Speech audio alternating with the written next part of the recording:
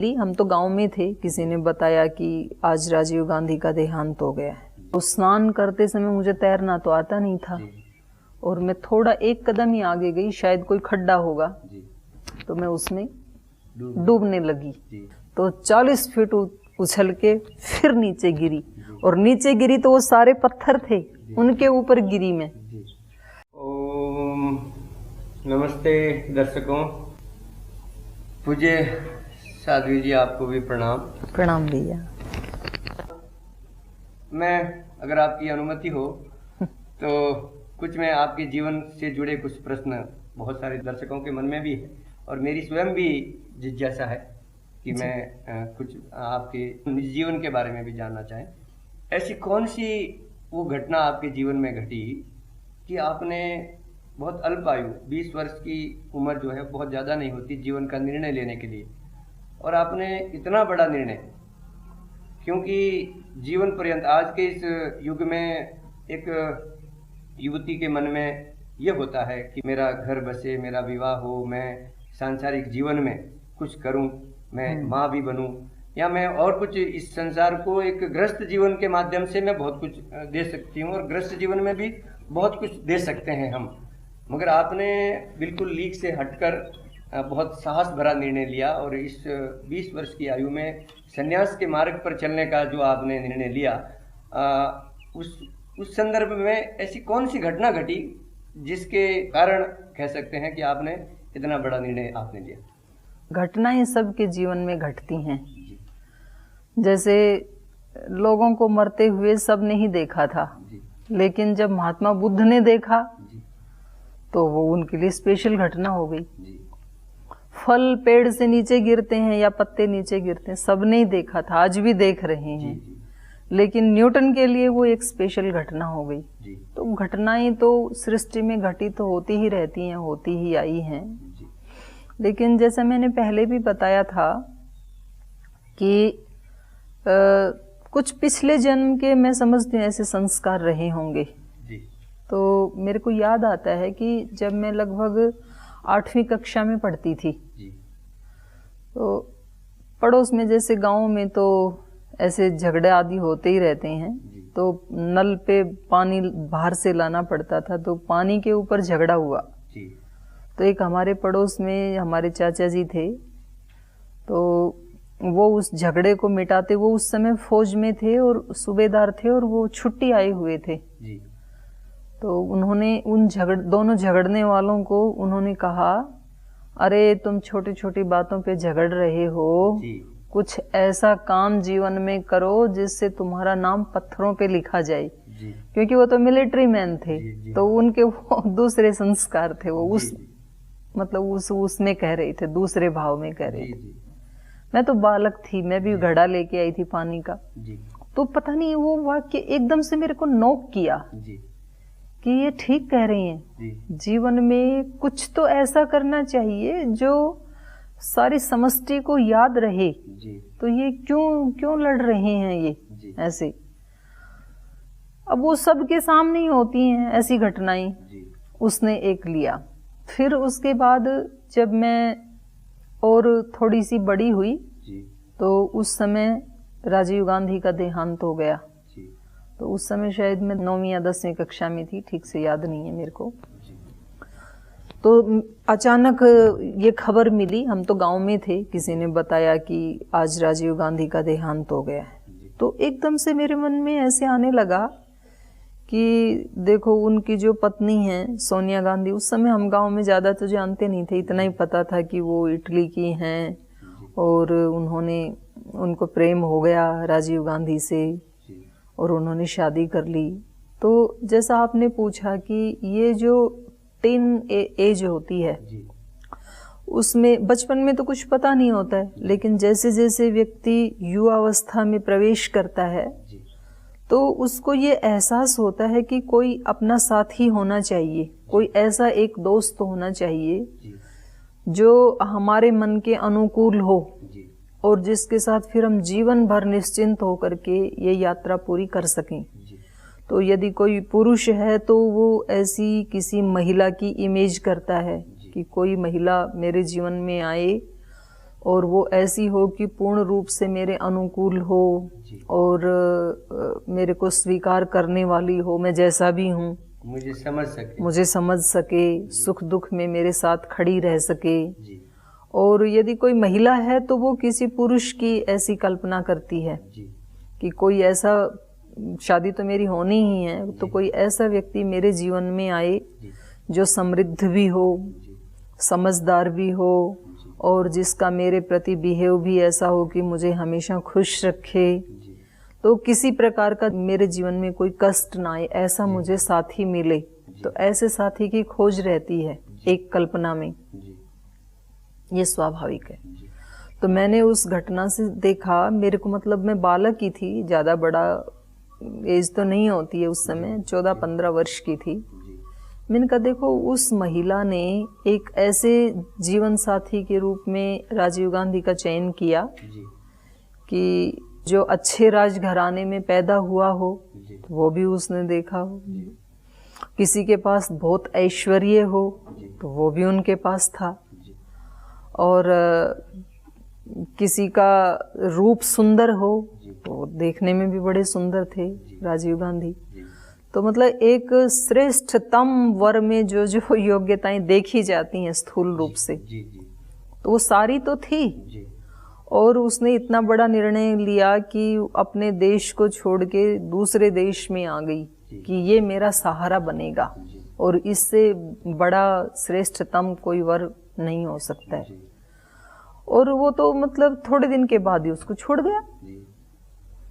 तो फिर भी इससे ज्यादा तो कोई कल्पना कर भी नहीं सकता है। ज्यादा से ज्यादा किसी को ऐसा ही वर मिल सकता है, यद्यपि वो सबको मिल भी नहीं सकता है, क्योंकि प्राइम मिनिस्टर तो एक ही होता है, तो सबको कैसे मिलेगा। तो फिर मेरे मन में एकदम से उस उम्र में ये आया कि ये संसार तो सहारा लेने योग्य नहीं है, इस संसार के सहारे तो अस्थाई हैं, ये कब टूट जाएं, कब साथ छोड़ दें। तो फिर तो सहारा कोई ऐसा लेना चाहिए जो कभी टूटे नहीं, जो कभी छूटे नहीं, और जो हमें समझ सके, जो हर समय हमारी सहायता कर सके, और हम जैसे भी हैं उस रूप में हमें स्वीकार कर सके। कोई कंडीशन नहीं है, हम अनपढ़ हैं, गंवार हैं, अज्ञान वाले हैं, दोषपूर्ण हैं, काले हैं, गोरे हैं, जैसे भी हैं उस रूप में हमें स्वीकार कर सके। तो अंदर अंदर से मुझे ऐसे लगा कि ऐसा तो एक ईश्वर ही है कि वो कोई कंडीशन नहीं लगाता है।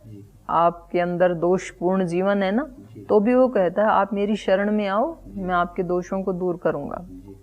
हम अज्ञान से युक्त हैं तो भी वो कहता है तुम मेरी शरण में आओ और मैं तुम्हारे अज्ञान का नाश कर दूंगा। जितना ऐश्वर्य है वो सब उसी का ही है, तो जिसके ऊपर उसको प्रीति आ जाए तो वो सारा ऐश्वर्य उसी का ही है। तो हर दृष्टि से इस संसार में सहारा, और वो कभी छूटता नहीं है। हमारा ये जीवन समाप्त हो जाएगा क्योंकि हमने तो अपना अस्तित्व इस शरीर के साथ जोड़ा हुआ है और इस शरीर के जीवन को ही हमने अपना जीवन माना हुआ है। शरीर छूट गया, वहाँ मेरा जीवन भी समाप्त हो गया, ऐसा हमने माना है।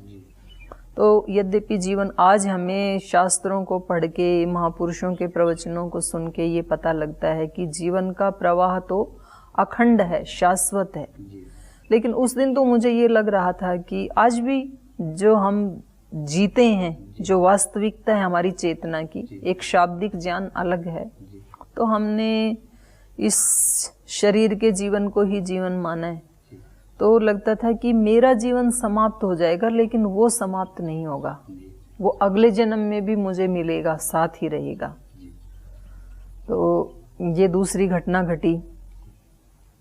फिर 2-3 घटनाएं ऐसी भी घटी जिसमें मैंने मृत्यु को सामने देखा नहीं, मृत्यु के मुंह के अंदर प्रवेश कर लिया, उसके जबड़े में चले गए और वहां से बाहर निकल के आई। तो पहला था जब शायद 5वीं-6ठी कक्षा में पढ़ती थी, या शायद उससे भी छोटी रही होंगी। तो जैसा मैंने बताया, उसमें गांव में और मेरे मोहल्ले में लगभग मेरी हम उम्र 50 लड़कियां थी, और ग्रामीण एरिया में हम रहते थे तो वहाँ कार्तिक मास में सुबह 4 बजे उठने का उसको कार्तिक स्नान कहते हैं जी। तो बड़ा प्रचलन था। जी। आजकल तो कम हो गया है वो। जी। तो हम जोहड़ में जाते थे, गांव के बाहर, लगभग 2 किलोमीटर दूर था गांव के बाहर। जी। तो सुबह 3 बजे ही उठ जाना और फिर भजन गाते हुए 50 बहनें, 1-2 बुजुर्ग महिलाएं हमारे साथ जाती थी। और भजन गाते हुए वहाँ जाना, इतनी ठंड में वहाँ स्नान करना, फिर आके मंदिर में पूजा करना। तो ऐसा लगभग मैंने 9-10 वर्ष तक ऐसे किया। बचपन से ही शुरू कर दिया था और 10 या 11 कार्तिक स्नान मैंने किए लगातार। यद्यपि मेरे भैया मेरे को डांटते थे, 3 बजे उठती है, उठ के पढ़ाई नहीं कर सकती है, वहाँ इतने गंदे पानी में जाके स्नान करती है। भैंस नहाती थी दिन में, तो भैंस वहाँ पेशाब करती है, गोबर करती है, उस गंदे पानी में जाके नहाती है सुबह सुबह। और मैं बालक थी, मैंने कहा आपको कोई लेना देना नहीं है मेरे से, मैं अपनी पढ़ाई अपने आप कर लूंगी और मैं तो नहाऊंगी कार्तिक। मतलब एक स्वभाव मेरा ना बचपन से ही था कि जो मेरे को जो अच्छा लगता है ना उसमें फिर कोई रोक नहीं सकता है मेरे को। ऐसे भी घर में मैं छोटी थी और बड़ी बहनों की शादी होगी तो वो चले गए थे। भैया से भी मैं 8 वर्ष छोटी हूँ, हमारे भाई बहनों में 8-8, 9-9 वर्ष का गैप है।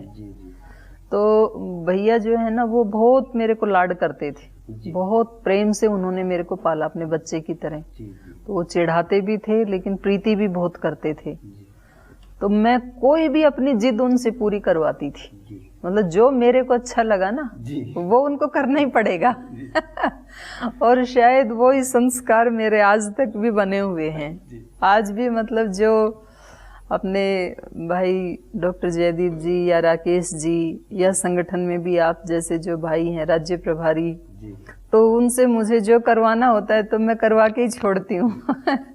या कभी पूज्य महाराज श्री के सामने तो वो जैसे बालक हट कर लेते हैं, तो खैर मैं फिर उनसे मना करके भी मैं स्नान करती थी, कार्तिक स्नान के लिए जाती थी। तो उसमें एक नियम होता है कि कार्तिक मास के बीच में दिवाली के दिन वो पूरे गांव की जो सीमा होती है उसकी परिक्रमा करनी होती है भजन गाते हुए, और उसमें कुछ अनाज ले जाते हैं, गेहूं बाजरा, वो छोड़ते जाओ तो उसको पक्षी या चींटी खा लेंगे, और भजन गाते हुए पूरे गांव सीमा की परिक्रमा करनी होती है। और उसके बाद पुनः जोहड़ में जाके स्नान करके और फिर पूजा करके फिर घर आते हैं, तुलसी की मंदिर की पूजा करके घर आते हैं। तो हम गए पूरे ग्रुप में, बहनें, बालक ही थे, पूरी परिक्रमा की। तब तक ही उस सर्दियों में लगभग 5 बजे तो अंधेरा हो जाता है, तो 5 बजे के लगभग हम पूरी परिक्रमा करके और वहाँ जोहड़ में स्नान करने के लिए गए। और स्नान करते समय मुझे तैरना तो आता नहीं था और मैं थोड़ा एक कदम ही आगे गई, शायद कोई खड्डा होगा, तो मैं उसमें डूबने लगी। तो और कुछ 1-2 बहनें बाहर थी, किनारे पे खड़ी थी, तो मैं नीचे जा रही थी। पानी 1-2 बार ऊपर फेंकता है डुबाने वाले को, तो पानी ने मेरे को एक बार ऊपर फेंका, फिर नीचे चली गई मैं। तो वो बहनें कह रही कि अरे देखो वो कैसे कला कर रही है, गुपचुप कर रही है, नीचे जाती है ऊपर आती है। तो बाई चांस मैं एक बार ऊपर आई और मैंने उनको ऐसे हाथ किया कि मैं कला नहीं कर रही, मैं डूब रही हूँ, आप आओ मुझे बचाओ। तो वो पता नहीं ईश्वर को कुछ मेरे से सेवा लेनी होगी शायद, नहीं तो इतनी जल्दी समझ में भी नहीं आता है। तो वहाँ एक लड़की थी, वो हमारे से उम्र में भी बड़ी थी और शरीर से भी हेल्दी थी, तो तुरंत वो कूद करके मेरे को बचाने के लिए गई। उससे पहले एक और मेरी अच्छी फ्रेंड थी, उसने देखा कि ये तो डूब रही है, तो वो उसको तैरना नहीं आता था, लेकिन वो मेरे को बचाने के लिए उसने ऐसे अपना हाथ आगे किया, मैंने उसको भी खींच लिया। अब हम दोनों डूबने लगे और बस कुछ सेकंडों में ही अगर वो बहन नहीं आती तो चला जाता जीवन, दोनों का भी। हाँ दोनों का भी चला जाता। तो उसने बहुत फास्ट गति से वो गई और हमने उसको भी कस के पकड़ लिया, क्योंकि डूबने वाला ना मतलब बचाना चाहता है अपने आप को, लेकिन वो इतनी हेल्दी थी कि दोनों को खींच के ले आई तैर करके। तो जैसे बाहर आए तो मतलब अचेत हो गई थी मैं तो उन्होंने लाके ऊपर उसके ऊपर लेटाया और फिर पेट को दबा दबा के पानी निकाला, उल्टा किया और जैसे जैसे भी उन्होंने पैर ऊपर किए, जो भी किया, तो जैसे तैसे मेरे को उन्होंने चेत में लाया, मेरे को होश आया। अब होश में तो आ गई, लेकिन उस दिन दिवाली का दिन था, तब तक गांव में पटाखे छूटने लगे, सब तरफ घर वाले भी इंतजार कर रहे। तो माता जी ने मेरे भैया को भेजा कि इतनी देर हो गई, कहाँ है, उसको बुला के लाओ। तो वो जैसे ही आए तो सब बोले चलो चलो चलो, अंधेरा हो गया। तो वहां से हम चले, बोले अभी मंदिर में जाना है, मंदिर गांव में था। तो भैया आगे बोले हो गया मंदिर, चलो अब। फिर सब ने कहा ठीक है, अभी मंदिर हो गया, यहीं से हाथ जोड़ के अपने अपने घर चलो। अब मैं डरी हुई कि कहीं माता जी को पता ना लग जाए। तो चलो घर आ गए, डरते डरते खाना खाया, बताया नहीं किसी को भी कि ऐसे हो गया। तो उस दिन तो सो गई। अगले दिन फिर जैसे मैंने बताया हमारे यहाँ प्रथा है, तो दिवाली को तो बाहर गए नहीं माता जी। अगले दिन शाम को माता जी बाहर गए 8 बजे। तो सब लोग पूछें, मेरी जो हम उम्र थी, जो मेरी सहेलियां थी, वो भी माता जी से पूछें ताई जी तुम्हारी सुमन ठीक है? तो माता जी बोले उसको क्या हुआ, वो तो ठीक ही है। बोले आपको नहीं पता वो कल डूब गई थी? बोले हैं, कहाँ डूब गई थी? तो उन्होंने सब बताया माता जी को। अभी माता जी ने आते ही मेरे को डांटना शुरू किया, सारे गांव में बदनामी हो रही है, उनकी लड़की डूब गई, तुमने घर में आके चर्चा भी नहीं की। और माता जी ने पिटाई भी की, मेरी एक थप्पड़ लगाया मेरे को कि तू मतलब सारे उल्टे काम करती है, कल से तेरा कार्तिक स्नान बंद। और मुझे यही डर था कि ये बंद कर देंगे। तो फिर भी मैंने बहुत रिक्वेस्ट की, मैं बहुत रोई कि मैं आज के बाद ना मतलब गहरे पानी में नहीं जाऊंगी, मैं किनारे पे ही नहा लूंगी, लेकिन मेरा नहाना बंद मत करो। तो भैया मेरे को डांटते थे, लेकिन उस दिन उन्होंने मेरी सपोर्ट की कि माँ कोई बात नहीं, इसकी इच्छा है तो जाने दो। तो उसके बाद फिर मेरे को पानी से डर लग, यद्यपि आज मैंने तैरना सीख लिया है। यहाँ कर्नाटक में कावेरी नदी में शांति धाम में पढ़ाई करते समय वहाँ तैरना सीखा। तो उसमें हम एक्सपर्ट तो नहीं है, पर डूबेंगे नहीं कम से कम, तो वहीं तैरते रहे भले ही। दूसरा, फिर हमारे भाई साहब ने अंग्रेजी से एमए कर लिया था, बीएड भी कर लिया था, नौकरी नहीं लगी थी। और उससे पहले हमारे यहाँ खेती नहीं करते थे, क्योंकि पिताजी सर्विस में, और पर्दा पोसी था, तो हम आधे उसमें देते थे, आधी बटाई में। अब हमने देखा कि नौकरी तो लगी नहीं, घर में तो खाली है, तो हमने दोनों भाई बहनों ने ही ये प्लान बनाया कि क्यों ना हम अपनी खेती खुद करें। मैं उस समय शायद फर्स्ट ईयर या सेकंड ईयर में आ गई थी, उनकी पढ़ाई पूरी होते होते। तो सब लोग हंसी मजाक उड़ा रहे थे, बोले इनको ये पता नहीं क्यारी कैसे बनाई जाती है, और हल कैसे चला है, धोरा कैसे, धोरा बोलते हैं नाली जिसमें मेन पानी जाता है ना उसको, तो इनको ये पता नहीं बीज कैसे बोया जाता है, कटाई कैसे की जाती है। इनके पास निकाल के अनाज जितना वो डाल आते हैं उतना ही खा लेते हैं। था भी यही, सच में यही था। फिर भी हमने औरों का देख देख करके, जिनसे पूछा उन्होंने तो मना ही कर दिया, भाई ये खेती का काम ऐसा नहीं है, आपके बस की बात है। हाँ, ये देखने में बड़ा लगता है अच्छा, लेकिन इसमें बड़े पसीने आते हैं, 1-2 दिन तो करोगे, लेकिन ये तो मिट्टी में मिट्टी होने जैसा काम है। तो हमने भी कमर कस ली थी। अच्छा, हमें ना हमारी माता जी बहुत पुरुषार्थी थी और बहुत साहसी महिला थी, तो उन्होंने ये संस्कार हमें बचपन में ही दे दिए थे। यद्यपि जैसे बाहर नहीं निकलते थे, लेकिन हमने देखा हमारी माता जी सुबह 3 बजे उठ जाती थी और पशुओं के लिए पहले हाथ से वो काटते थे, बाजरा की वो सूखी जो कड़बी बोलते हैं उसको, तो उसको हाथ से काटती थी।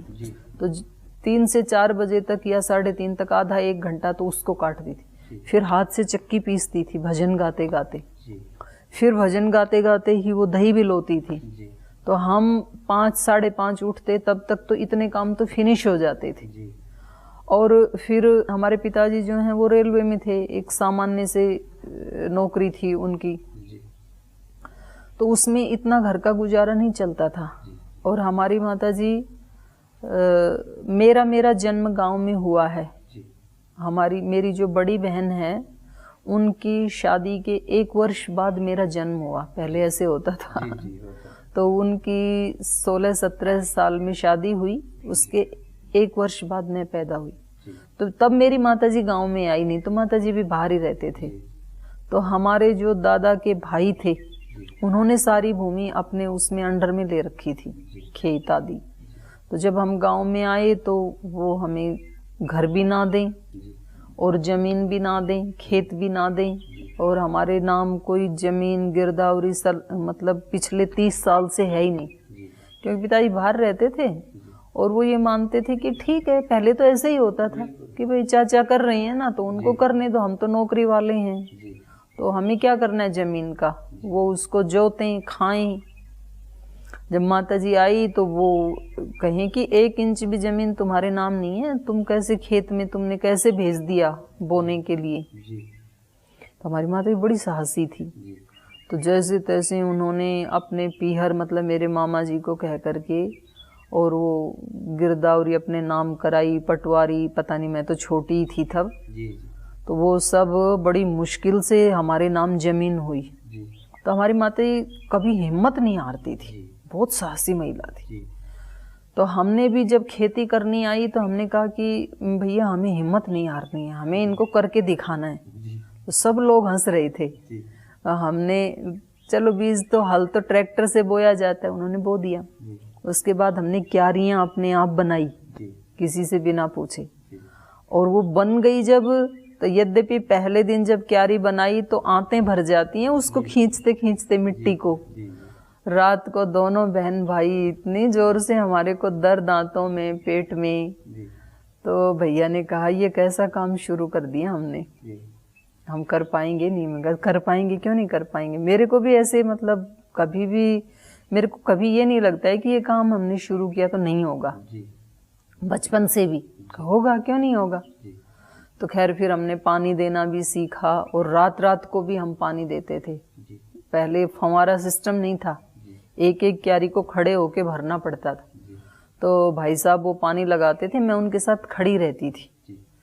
तो मैं कहती थी कि आप ये मत सोचना कभी भी कि मैं आपकी बहन हूँ, मैं आपका भाई हूँ, और वो ऐसे मानते भी थे।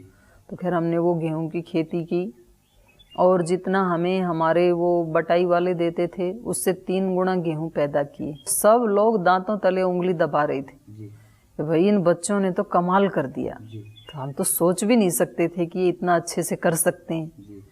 और वो भगवान की कृपा, वो फसल भी बड़ी अच्छी आई। तो फिर हमने सोचा कि हमें दूसरे के यहाँ से पानी लेना पड़ता था, हमारे यहाँ ट्यूबवेल नहीं था खेत में। तो हमने कहा कि हम अपना ही ट्यूबवेल बनाते हैं। अच्छा, खेत में कुआं था बहुत पुराना, और वो इतना पुराना कुआं था कि उसमें कभी माताजी बताते थे कि 4 लाव का पानी था। पहले लाव से पानी खींचते थे रस्से से, तो एक साथ 4 लाव चलती थी।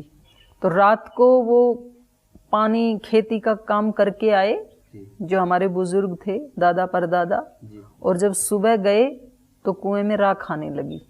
रात को पूरा पानी छोड़ के आए, सुबह खत्म। तो तब से वो लगभग 100-200 वर्षों से ऐसे ही पड़ा था वो कुआं।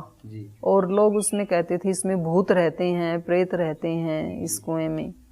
तो हमने ये सोचा कि क्यों ना हम इसको छांटें राख को, क्या पता पानी निकल आए। तो सब कहते थे रे इसको शुरू मत करना, ये कुआं तो बलि मांगता है, ऐसी मान्यता बन जाती है। हमने नहीं सुनी, लेकिन हमने कहा बलि मांगता है तो बलि देंगे। तो हमने जैसे उसको शुरू किया। अब उसको हमने लगभग 30 फीट खुदाई की उसकी, और उसमें पानी निकल आया। तो बड़े खुश हुए हम। लेकिन वो ऊपर से कंक्रीट से पूरा बना हुआ था, लेकिन जो हमने खोदा वो कच्चा था कुआं। तो हमने सोचा कि इसकी चिनाई कर लेते हैं। तो नीचे से 30 फीट से ऊपर लाके उसके साथ मिक्स करना, मिलाना था उसके साथ। तो कहीं से हम मिस्त्री लाए और वो चिनाई शुरू हुई, उसमें मजदूर लगाए। तो जैसा मैंने बताया, अब माताजी वहाँ जाती नहीं है, पिताजी थे नहीं, हम दोनों बहन भाई और हमने कारीगर आदि सब लगा दिए। जी। काम शुरू हुआ। तो एक दिन ना भाई साहब को उस समय एक प्राइवेट नौकरी मिल गई थी, जी। तो वो उसमें गए हुए थे उस दिन जी। कि मैं दोपहर के बाद आऊँगा और तब तक ये मिस्त्री काम कर लेंगे। जी। अब मैं भी वहाँ पर हेल्प कर रही थी बाहर उसकी चिनाई में। तो जैसे ही दोपहर हुई तो धूप लगने लगी, आदत थी नहीं ज़्यादा काम करने की। वो जब कुएं में काम कर रहा था, वो माता जी का कोई दूर का रिश्तेदार था, तो मैं नाना जी बोलती थी उनको। मैंने कहा नाना जी नीचे तो धूप नहीं लगती है कुएं में, तो मैं नीचे आ जाऊं आपके पास, मैं वहीं हेल्प कर दूंगी, वहाँ ऊपर मेरे को धूप लग रही है। तो उन्होंने कहा नहीं बेटा, कुएं में महिलाएं नहीं आती हैं। मैंने कहा आप मेरे को महिला क्यों मानते हो? मेरे को तो मेरे घर वाले भी बहन नहीं मानते हैं, मेरे भैया भी भाई जैसे मानते हैं मेरे को, तो मेरे को तो आना ही है। तो वो रिश्तेदार थे, तो उन्होंने कहा भाई जी को भेज दो एक बार। तो वो बोले कि तू डर जाएगी, कुएं में नीचे जाएगी तो वो चारों तरफ से ऐसा दिखेगा ना। मैंने कहा मैं नहीं डरने की। बोले कुछ हो गया तो तेरे को? मैंने कहा मेरे को कुछ नहीं होने का। अच्छा, मुझे डर लगता भी नहीं था। तो उन्होंने वो एक टोकरी सी में बिठा के नीचे उतार दिया। तो जब मैं नीचे गई तो वहाँ बड़ा ठंडा ठंडा सा मौसम लगा मुझे। मैंने कहा मैं ऊपर नहीं जाऊंगी, मैं यहीं आपको पत्थर आपको पकड़ा दूंगी। वो चिनाई कर रहे थे और कोई दूसरा लेबर था। मैंने कहा आप बाहर जाओ। तो बोले जी तू हाँ कोई मुसीबत खड़ी मत कर देना, लड़कियों को नहीं लाते हैं कुएं में। मैंने कहा भैया आएंगे तब तक मेरे को यहाँ काम करने दो ना। तो जैसे तैसे हट करके उनको मना लिया मैंने। मिस्त्री जो थे वो पत्थर नीचे कुएं में भेजने वाले जो थे लाव से, तो लगभग एक इतना बड़ा सा एक वो होता है, उसको टटरा बोलते हैं, एक लकड़ी का एक बॉक्स होता है और उसमें लगभग 1 क्विंटल पत्थर भर के वो धीरे धीरे ऐसे रस्सी से छोड़ते जाते हैं। फिर नीचे जो व्यक्ति है वो उनको उतार के रख लेता है फट्टे के ऊपर, वहाँ फट्टे लगे होते हैं। इधर ये चिनाई कर रहा है साइड में कुएं में और ये फट्टे पे रख के फिर उसको वापस भेज देता है और दोबारा पत्थर आने के लिए। तो उन्होंने 2-3 बार ऐसे पत्थर भेजे, मैं उनको उठा के रख लेती थी उस फट्टे के ऊपर और फिर उसको पकड़ाती रहती थी उनको। तो ये चला होगा लगभग 15-20 मिनट ऐसे चला होगा। मेरे को लगा ये तो बहुत अच्छी जॉब है, मैं कल से यही करने वाली हूँ, मैं ऊपर नहीं रहने वाली हूँ। अब ऊपर जो लोग थे उनको भी गर्मी लगने लगी। लगभग 12-12:30 बज गए थे दोपहर के, गर्मियाँ थी, घर का कोई मालिक सामने है नहीं। तो उन्होंने लापरवाही कर दी। जैसे ही उन्होंने वो पत्थर से भरा हुआ बॉक्स कुएं में रखा और उसको रस्सी से धीरे धीरे छोड़ना होता है, वो रस्सी उनके हाथ से छूट गई। तो वो ऐसे फ्लाइट की तरह से आया, मतलब मैंने ऊपर देखा इतनी देर में तो नीचे आ गया 1 सेकंड में, क्योंकि इतना वेट कुएं में तो एक छोटा कंचा भी गोली बन जाता है। हाँ, तो वो तो 1 क्विंटल पत्थर है और कुएं में कितनी जगह, इतनी ही जगह है, मैं बचूं भी कहाँ और बचूं इतना तो टाइम भी कहाँ है। तो वो तो 1 सेकंड में मैंने देखा ये इतना ऐसे आवाज आ रही है, इतनी देर में तो वो आ गया नीचे। मैं यहाँ खड़ी हूँ, पत्थर यहाँ गिरे हैं, मतलब आधी इंच का भी फासला नहीं है। और भाई वो जब नीचे जा रहा है तो वो पत्थर बीच में ही आएगा, ये कौन व्यवस्था करेगा? वो पत्थर मेरे सिर पे भी तो आके लग सकता है, वो तो इधर उधर कहीं भी जाएगा। मिस्त्री तो अंदर है, दीवार बना रहा है, उसका तो सिक्योरिटी है, लेकिन मेरी कोई सिक्योरिटी नहीं है। तो खैर जैसे बड़े वेग से वो पत्थर गिरे तो वो फट्टे एकदम से टूट गई। तो 30 फीट की ऊंचाई पे तो वैसे ही फट्टे लगे हुए थे और जब वो टूटे तो कम से कम 10 फीट और ऊपर उछली मैं वो टूटने से, तो 40 फीट उछल के फिर नीचे गिरी और नीचे गिरी तो वो सारे पत्थर थे उनके ऊपर गिरी मैं। लेकिन एक तो डर कि अब घर वाले पिटाई करेंगे, कुएं में गई क्यों थी, और दूसरा उस समय इतनी भयभीत हो गई, मतलब वो मौत थी, एक कोई चांस ही नहीं है बचने का। तो मतलब आवाज नहीं निकली। अच्छा, वैसे पूर्ण सुरक्षित, थोड़ा सा बस मैं ऐसे गिरी तो मेरे हाथ में वो आ गई थी चोट, टूट गया, फ्रैक्चर हो गया था यहाँ से हाथ मेरा, अभी भी टूटा हुआ है, ये उसी समय का टूटा हुआ है। तो ऊपर जितने लोग थे वो सब डर गए, क्योंकि नीचे से आवाज नहीं आ रही। जी। वो मिस्त्री था, उसकी भी आवाज बंद हो गई और मेरी भी बंद हो गई। बिल्कुल भयभीत, और वैसे बिल्कुल ठीक, वो भी बिल्कुल ठीक, मैं भी बिल्कुल ठीक। तो ऊपर वो सब रोने लग गए जोर जोर से, अरे भागो रे, राम गाम को आओ रे, दुर्घटना हो गई रे। तो अब मेरे को हंसी आती है। तो लगभग वहाँ 150 लोग इकट्ठे हो गए, गांव वाले। तो सब कोई उनको डांट रहे, काम करने वालों को, तुमने भेजा क्यों था उसको, लड़की को, और ये सब हो गया। इतनी देर में भाई साहब भी आ गए। फिर घर में माता जी को भी पता लगा ऐसी घटना हो गई। तो माता जी ने अपने पर्दे पुर्दे तोड़े, अब वहाँ आ गई और आके उनको डांटने लगी काम वालों को, तुमने मेरी लड़की को मार दिया, तुमने भेजा क्यों। बोल जी हम क्या करें, वो जिद कर रही थी।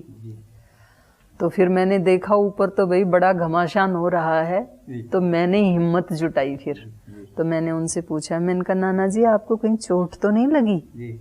तो बोले नहीं जीजी मैं तो ठीक हूँ। तेरे को कहीं चोट लगी क्या? मैंने कहा नहीं, और तो कहीं भी नहीं लगी, हाथ में थोड़ा दर्द हो रहा है। तो ऊपर वालों ने कहा भाई जिंदा तो हैं। पहले उन्होंने सोचा था दोनों मर चुके, क्योंकि इतने पत्थर गिरे हैं तो पता नहीं हड्डी पसली भी नहीं मिलेंगी। 1 क्विंटल पत्थर कितने होते हैं, और जगह नहीं है ना उसमें, इतनी जगह है। तो जैसे मैं बता रही हूँ पत्थर गिरे, बस बिल्कुल ऐसे सट के वो पत्थर आए मेरे से। गिरने पर उछलते भी तो हैं। उछलते हैं, और मतलब वो बस 1 इंच का ही अंतर है। अगर वो 1 इंच इधर हो जाते तो मेरी हड्डियां भी मिलने की थी नहीं। उन्होंने कहा भाई थोड़ा सा आवाज आ रही है, गुरगुराहट हो रहा है, तो हमें देखना चाहिए कहीं यदि वो बेहोश आदि हैं तो जल्दी उनको बचाया जा सकता है। तो एक और रस्सी लाए, एक और, वो तो टूट गया, रस्सी भी टूट गई, वो चकली भी टूट गई इतने उसके वजन से। तो दूसरी लाए, एक व्यक्ति नीचे गया तो उसने देखा, तो उसने नीचे से, अरे दोनों बिल्कुल ठीक हैं, पूर्ण सुरक्षित हैं। तो सबकी जान में जान आई। तो बोले पहले इनको जीजी को भेजो ऊपर। तो जिस टोकरी में मेरे को उतारा था उसी टोकरी में बिठा के मेरे को ऊपर लाया गया। और सब लोग मेरे को देख रहे और मैं हंस रही। तो वो गांव के हमारे कुछ बुजुर्ग थे, बोले भाई इन्होंने तो नादानी की, इसको बेटी को नहीं भेजना चाहिए था, लेकिन भाई ये लड़की जो है ना, ये लड़की नहीं, ये इसने तो लड़कों को भी पछाड़ दिया। नहीं तो इतना होने के बाद तो मतलब डर के कारण ही बच्चा अचेत हो जाए। ये इतनी बड़ी घटना है और ये मतलब मुस्कुरा रही है। तो सब मेरे को देखें, बेटा तो कहीं लगी? तो मैंने कहा नहीं, हाथ में लगी है थोड़ी सी, और कहीं नहीं लगी। और माता जी मेरे को गले से चिपकाए, ये वो, मेरे को लगा क्या हो रहा है ये। तो फिर डॉक्टर को दिखाया तो उन्होंने कहा कि थोड़ा सा मतलब वो है, गुम चोट है। तो उन्होंने प्लास्टर भी नहीं किया। और फिर वो स्वेलिंग आ गई तो पता लगा कि गुम चोट नहीं है। तो 2-3 बाद एक्सरे किए तो फिर ये मेरा ठीक से जुड़ा भी नहीं, क्योंकि तब तक हड्डी ने दूसरा स्थान देर हो चुकी थी। तो बाद में इसको प्लास्टर हुआ। तो उस समय फिर मेरे मन में ये आया कि भाई आज यदि ईश्वर ने बचाया है तो जरूर कोई उसको मेरे से विशेष सेवा करवानी होगी, नहीं तो कोई बचने का चांस ही नहीं था। तो 2 तो ये ऐसी घटनाएं हुई। फिर और एक बार एक कहीं कुरुक्षेत्र से हम आ रहे थे और पूरी स्पीड में गाड़ी थी, और पता नहीं कहाँ से सड़क के बीच में दौड़ता हुआ एक बड़ा सा नीलगाय रोंच गाड़ी के सामने आ गया, और इतनी जबरदस्त टक्कर हुई कि वो उछल के बोनट पे आ गया, और मैं आगे ही बैठी थी गाड़ी में, अगली सीट ड्राइवर के पास। तो वो इतना वजन है तो शीशा भी टूट सकता था, लेकिन वो बोनट पे आया, लेकिन फिर वापस स्लिप हो गया, और स्लिप होके उठ के चला गया। मतलब उसको भी कोई चोट नहीं आई, और हमें थोड़ी गुमचोट ठोक लगी गाड़ी की, वो तो आई, लेकिन इतनी सी घटनाओं में कई बार व्यक्तियों की जान चली जाती है। तो उस समय भी बच गए। तो मेरे को ये लगता गया इन 2-3 घटनाओं से भगवान ने किसी न किसी विशेष काम के लिए तो मुझे चुना है। फिर जैसे मैंने बताया कि मेरे पास मैथमेटिक्स और संस्कृत 2 सब्जेक्ट थे, हिंदी इंग्लिश कंपलसरी होती है। तो मैथ्स हम गए थे गांव से, और पूरा मैथ्स आ गया इंग्लिश में। मेरे मैथ्स में बहुत अच्छे नंबर थे इसमें 10th में, 98 या 97 नंबर थे। तो मुझे बहुत चार्म था कि मैं मैथमेटिक्स पढूं, क्योंकि वहाँ हिंदी में पढ़ाते थे, बीजगणित, अंक गणित, रेखा गणित, और मेरा बहुत फेवरेट सब्जेक्ट था विशेष रूप से रेखा गणित। तो उसमें मेरे को 100 में से 100 नंबर आते थे हमेशा, चाहे वो नॉर्मल टेस्ट हो चाहे एनुअल एग्जाम हो। फिर वहाँ हमने मैथ्स लिया तो वो इंग्लिश में, तो इंग्लिश तो गांव वालों को आती नहीं थी, तो मेरे को कंपार्टमेंट आ गया। मेरे को इंग्लिश में 90 से अबाउ, संस्कृत में, हिंदी में, सब सब्जेक्ट में 97, 98, 96 इतने नंबर, और मैथ्स में कंपार्टमेंट। तो बड़ा मेरे को कष्ट हुआ। तो जैसे इसमें रिजल्ट आता है जून जुलाई में, तो फिर सितंबर में उसको हम क्लियर कर सकते हैं। तो सितंबर में मैंने फिर से एग्जाम दिया उसका, उसमें भी पास नहीं, दोबारा भी। तो जो घर वाले थे और जो मेरे सहेलियां भी थी, तो उनको ऐसे लगा कि मतलब क्या ऐसा है कि पास मार्क्स भी नहीं लिए जा सकते हैं, दूसरे सब्जेक्ट्स में इतने अच्छे नंबर हैं। तो थोड़ा सा मतलब उनका रवैया चेंज हो गया। उन्होंने ऐसे सोचना, जो भी सोचा वो पता नहीं उन्होंने, पर एक जो मेरे प्रति सम्मान की भावना थी, एक जो दृष्टिकोण था कि इतना काम करके, और एक होता है ना एक किसी के प्रति, तो मुझे उसमें थोड़ी कमी दिखाई दी। और मतलब छोटी छोटी बात के ऊपर ना घर वाले भी, ये तो करती ऐसे ही रहती है, किसी सुनती तो है नहीं, इसीलिए तो इसका ये हुआ, इसीलिए तो इसका ऐसे। और कोई बाहर से कोई रिश्तेदार भी आए, कोई संबंधी घर में आए, तो वो कुछ ना पूछें, और हमारे माताजी उनको आते ही अब की बार हमारे इसके तो कंपार्टमेंट आ गया। मैंने कहा उन्होंने पूछा भी नहीं, ये क्यों बताते हैं? तो मेरे को अंदर से बड़ा कष्ट हो कि ऐसा क्या हो गया। और बोली ये ना अभी भी ध्यान नहीं देती है, बस इसका ध्यान रहता है कभी वहाँ पूजा में बैठ गई, कभी ध्यान में बैठ गई, कभी कार्तिक स्नान में लग गई, इसका ध्यान मतलब इधर नहीं है, और सत्संग में ज्यादा है। हाँ, तो मतलब क्रिटिसाइज करने लग गई। तो मेरे को अंदर से ये लगा कि मेरे को ना इनको जीवन में सफल होके ही दिखाना है। तो उसी समय मैंने एक वाक्य पढ़ा कहीं, failures are the pillars of success. जो फेलियर होते हैं वो ही सफलता के स्तंभ बनते हैं। तो खैर फिर अगली बार मैंने बहुत अच्छे अंकों से उसको पास किया। तो ये कुछ घटनाएं ऐसी घटी कि उससे मेरा जो है ना वो वैराग्य बढ़ता ही चला गया इस तरफ। और वैसे ये कहेंगे कि कई बार व्यक्ति जो फेलियर्स होते हैं वो भी कभी तो टूट जाते हैं। तो ये जो हिम्मत कर पाई और जो मैं ये निर्णय ले पाई कि मुझे अपने जीवन साथी के रूप में, अपने सहारे के रूप में, अपने एक आलम्बन के रूप में ईश्वर को ही चुनना चाहिए। तो ये शायद कोई पिछले जन्मों के संस्कार रहे होंगे, नहीं तो ऐसे तो घटता ही रहता है।